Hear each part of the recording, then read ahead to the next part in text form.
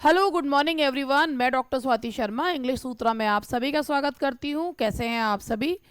पहली बात, मैंने एक आप लोगों को सबसे पहले, आप लोग सोच रहे होंगे कल भी एक वीडियो आया था और आज फिर एक वीडियो आ गया है, तो मैडम आज क्या बताना चाह रही हैं। तो मैं आप लोगों को सबसे पहले जो बात कहूँ कि मैंने कल एक चीज़ कही थी कि अहर्ता वाली बात कही थी, तो मैं पहले अपनी जो सही बात है वो बता दूँ कि अहर्ता वाली बात जो है वो ये है कि एलटी के लिए बेसिकली अभी एलटी का विज्ञापन जो है वो एडवर्टीजमेंट आ जाए, ठीक है, पूरा डिटेल्ड एडवर्टीजमेंट 28 जुलाई को आ जाए उसमें है। लेकिन जो इसमें था वो मुझे वो क्लिष्ट हिंदी समझने में मैंने उल्टा कर दिया।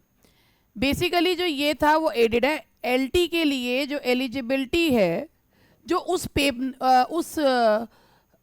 पेपर उस लेटर में दी है वो वही है कि बीए विद इंग्लिश लिटरेचर, ना उसमें ईयर दिया हुआ है ना कुछ। तो यानी कि जो एलिजिबिलिटी क्राइटेरिया है कि स्नातक अंग्रेजी साहित्य के साथ और बीएड और आपका बीए विद इंग्लिश लिटरेचर, तो वो इन्होंने दिया है। और बाकी डिटेल्ड एडवर्टीजमेंट के लिए 28 जुलाई तक वेट करिए। कहने का मतलब क्या है कि बीए विद इंग्लिश लिटरेचर वाले ही इसमें, उन्होंने जो वो लेटर है उसमें है, बाकी उन्होंने उसमें और कुछ नहीं है। अब दिमाग में क्या आता है कि जिसकी डिग्री पे सिर्फ इंग्लिश लिखा हुआ है वो क्या माने, जिसकी डिग्री पे जो है मतलब जैसे भाई हमारी जो यूनिवर्सिटी की डिग्री होती है उसमें अगर इंग्लिश लिखा है तो उसमें नीचे लिखा रहता है प्रोज पोइट्री और मूवमेंट्स एंड ड्रामा, इस तरीके से लिखा रहता है। लेकिन कई यूनिवर्सिटीज़ होती हैं उनमें सिर्फ वो इंग्लिश सब्जेक्ट लिख देती हैं। तो यदि आपने 3 साल लिटरेचर पढ़ा हुआ है तो आपकी यूनिवर्सिटी का कहीं ना कुछ आपके पास वो उसको मान्य करार देंगे। अब वो डिटेल्ड उसमें होगा कि इन किस यूनिवर्सिटी की डिग्री में सिर्फ अगर इंग्लिश लिखा हुआ आ रहा है तो वो हो सकता है कि कुछ डिग्रीज, कुछ कॉलेजेस या कुछ यूनिवर्सिटीज़ जो हैं वो इंग्लिश लिखती हूँ लिटरेचर के लिए और इंग्लिश लैंग्वेज वालों के लिए लिखती हूँ। ये पिछली बार भी विवाद हुआ था, तो वो वाली चीज़ भी आपको पता करनी पड़ेगी कि अगर किसी की डिग्री पे सिर्फ इंग्लिश लिखा है लेकिन उसने 3 साल लिटरेचर पढ़ा है तो वो बिल्कुल 100% वो लोग जो हैं वो एलिजिबल हैं। बस उन्हें उस चीज़ का साक्ष्य कैसे देना है ये उन्हें ऑब्वियसली क्लियर करना पड़ेगा। लेकिन मुझे लगता है कि जिन्होंने 3 साल तक पढ़ी है वो लोग एलिजिबल, भाई, और 100% वो एलिजिबल है। कहने का मतलब ये है कि जिसकी डिग्री पे अब कई यूनिवर्सिटीज़ जो हैं वो सिर्फ इंग्लिश लिखती हैं तो वो भी बिल्कुल एलिजिबल है, क्योंकि जिन्होंने 3 साल लिटरेचर पढ़ा है। तो इसकी पे एलिजिबिलिटी जो है वो बीए एंड बीएड है। बीए इंग्लिश लिटरेचर वाले इसमें एलिजिबल हैं और बाकी चीज़ें जो पता चलेंगी वो कब पता चलेंगी, जब 28 तारीख को डिटेल्ड नोटिफिकेशन आ जाएगा, क्योंकि उसमें लिखा हुआ है शैक्षिक अहर्ता। इसके अलावा आप लोगों का जो इसमें अब एक और चीज़ इसमें जो यहाँ पर आई है आपकी एलिजिबिलिटी क्राइटेरिया तो हो गया। अब इसके बाद आपका इसमें आता है दूसरी चीज़ आई है, आज के अखबार में आप लोग देख भी सकते हैं, वही चीज़ जो सभी कह भी रहे थे और हम भी आपको बताए थे, वो आ गया है कि प्री मेंस होगा इसमें। यानी कि इसमें 2 एग्ज़ाम्स होंगे आपके, प्री होगा और मेंस होगा।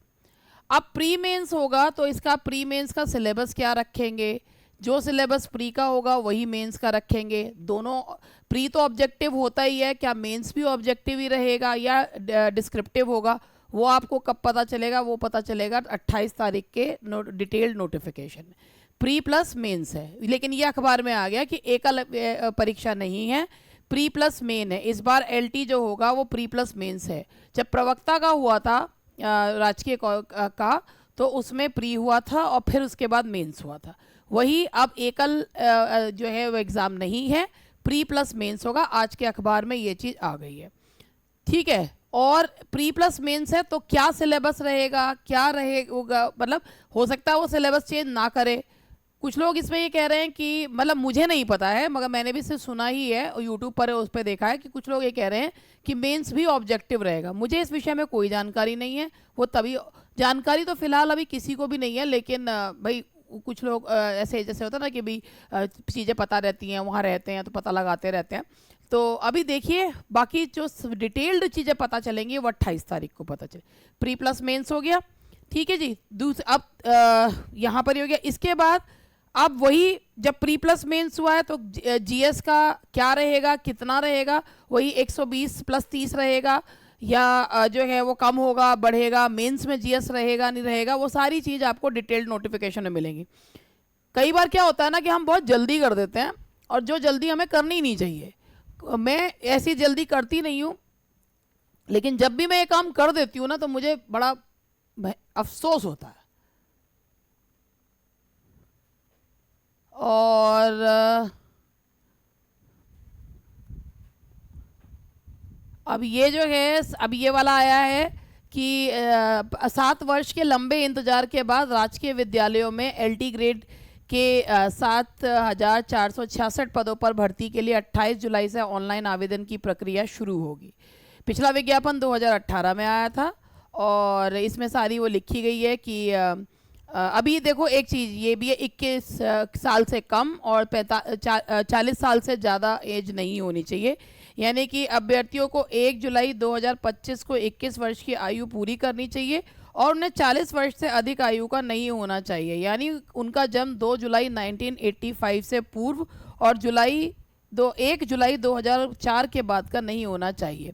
अब इसमें देखो एक चीज़ ये लिखी गई है, एलटी ग्रेड शिक्षक के पदों पर नई भर्ती शुरू करने में समकक्ष अहर्ता व आरक्षण का पेंच फंसा था। अहर्ता संबंधी नई नियमावली जारी होने के बाद उसमें से समकक्ष शब्द को हटा दिया गया है।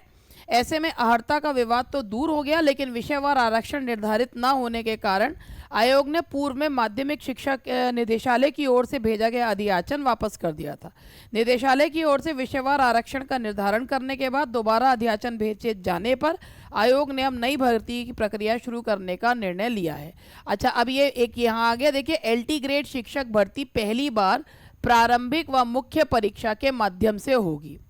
ठीक है, यानी कि प्रारंभिक परीक्षा स्क्रीनिंग की तरह होगी, छटनी के लिए बात होगी। और एक ये प्रारंभिक प्री जो है वो सिर्फ और सिर्फ स्क्रीनिंग है, उसके नंबर नहीं जुड़ेंगे। ये लिखा हुआ है इसमें कि प्रारंभिक परीक्षा अभ्यर्थियों की छटनी के लिए होगी, इसके बाद मुख्य परीक्षा के आधार पर, यानी कि जो सिलेक्शन होगा वो मुख्य परीक्षा के आधार पर होगा।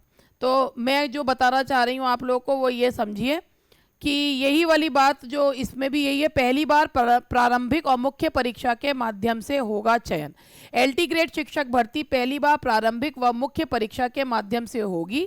और इससे पहले मार्च 2018 में इस भर्ती का विज्ञापन आया था, मार्च 2018 में आया था और जुलाई 2018 में पेपर हुआ था। और इस चयन प्रक्रिया एकल परीक्षा के माध्यम से पूरी की थी, जिसमें वस्तुनिष्ठ प्रकार के बहुविकल्पीय प्रश्न पूछे गए थे। एकल परीक्षा में अभ्यर्थियों के प्राप्तांकों के आधार पर चयनितों की मेरिट बनाई थी। अब वस्तुनिष्ठ प्रकार की अब इस देखो यहाँ लिखा हुआ है ये कि अब वस्तुनिष्ठ प्रकार की परीक्षा के बहुविकल्पीय प्रश्न की प्रारंभिक परीक्षा अभ्यर्थियों की छटनी के लिए होगी। यानी कि जो आपका प्री होगा वो तो आपका ऑब्जेक्टिव टाइप है, लेकिन मुख्य परीक्षा के आधार पर अभ्यर्थियों का चयन होगा। कहने का मतलब ये है कि जब आप प्री तैयारी करोगे, पढ़ाई करोगे, लेकिन प्री जो है उसके नंबर कहीं नहीं जुड़ेंगे, प्री के सिर्फ और सिर्फ स्क्रीनिंग, प्री से छटोगे। जब जो प्री क्लियर कर लेगा मेंस में बैठेगा। अभी मेंस का ये डिसाइडेड नहीं है कि वो एमसीक्यूज बेस्ड होगा, ऑब्जेक्टिव टाइप होगा या वो डिस्क्रिप्टिव होगा। इस बात को आपको ध्यान रखने की बहुत ज़्यादा आवश्यकता है। अब आपकी आती है मेन चीज़, इस समय यही है कि आपको ये चीज़ कल क्लियर हो गई, मतलब कल तक नहीं पता था, आज एक चीज़ इन्होंने क्लियर कर दी कि प्री मेंस होगा और प्री के नंबर नहीं जुड़ेंगे, प्री सिर्फ स्क्रीनिंग है। प्री के आधार पर आप जो है क्वालिफाई करेंगे और उसके बाद आप मेंस देंगे।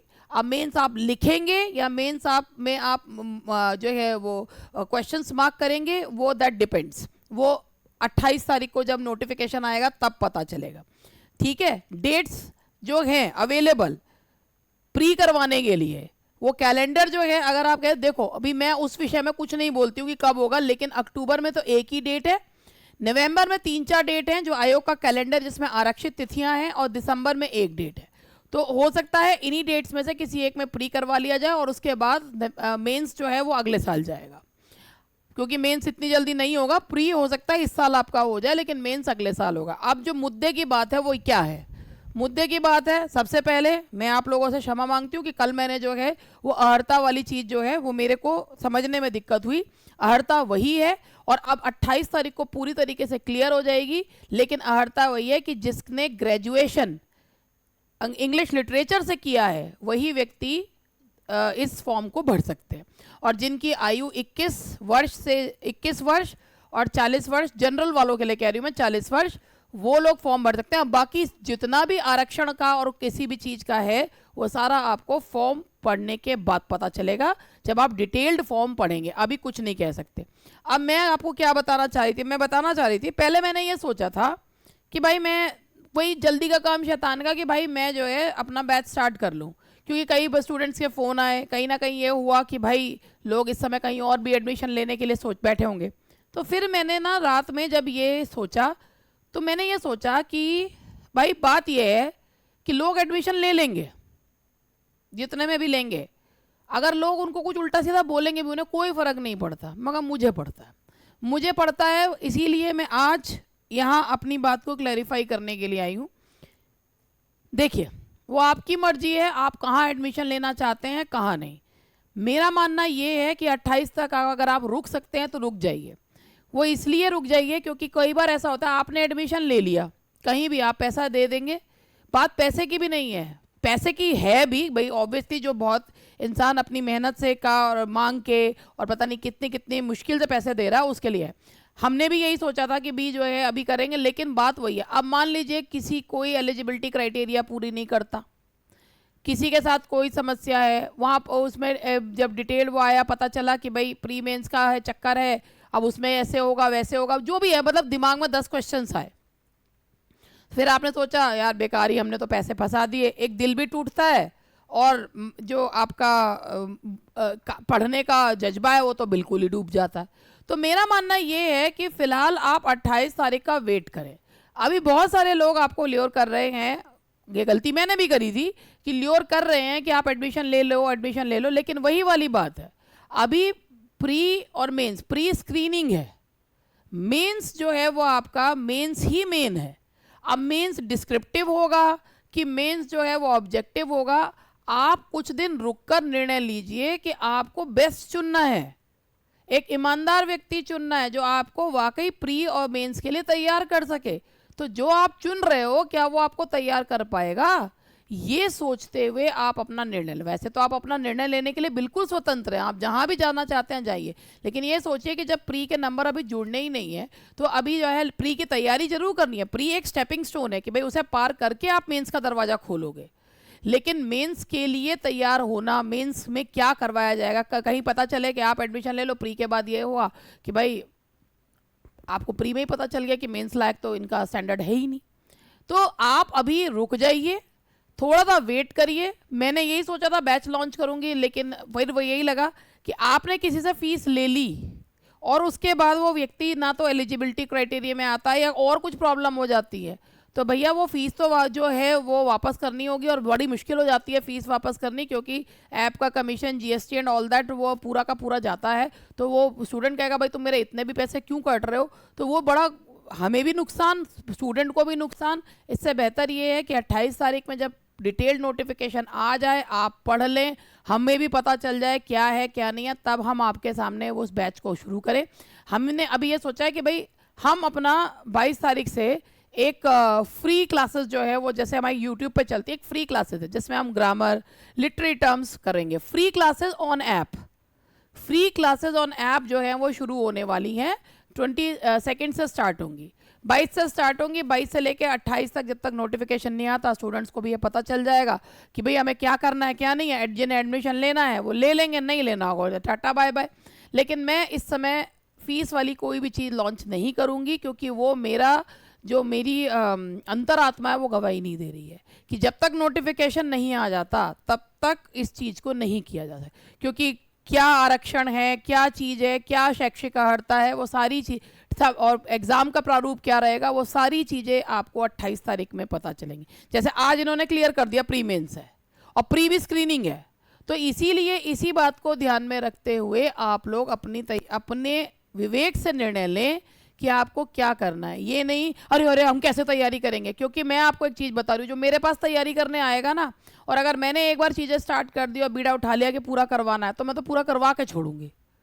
ठीक है, तो आप ये सोचिए कि आपको क्या करना है, कैसे करना है, दैट अप टू यू।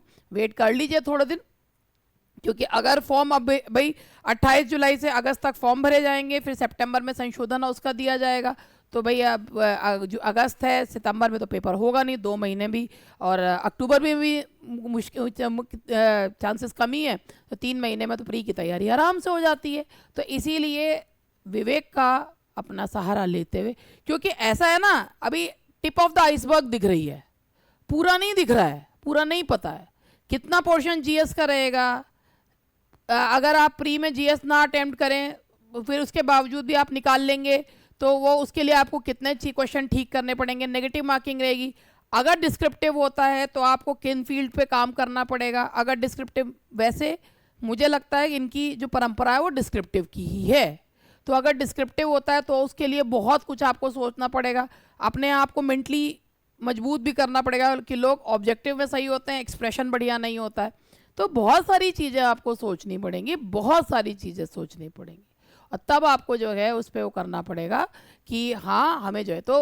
और एक चीज़ ये है, अगर मैं आप लोगों के लिए वो करूँगी तो प्री और मेंस दोनों का वो उठाऊंगी कि हाँ भाई प्री के लिए भी तैयार करूँगी और मेंस के लिए भी तैयार करूँगी, लेकिन हर एक किसी को अब आप वो तो चॉइस इज योर्स। ये हुआ। अब डेट का भी मैंने बताया, कैलेंडर में आरक्षित डेट जो है अक्टूबर में 1 है, नवंबर में मैं आपको वो कैलेंडर में आरक्षित डेट भी दिखा देती हूँ।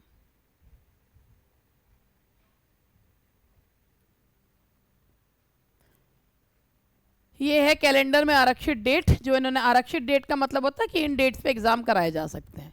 तो कैलेंडर में आरक्षित जो डेट है वो ये है,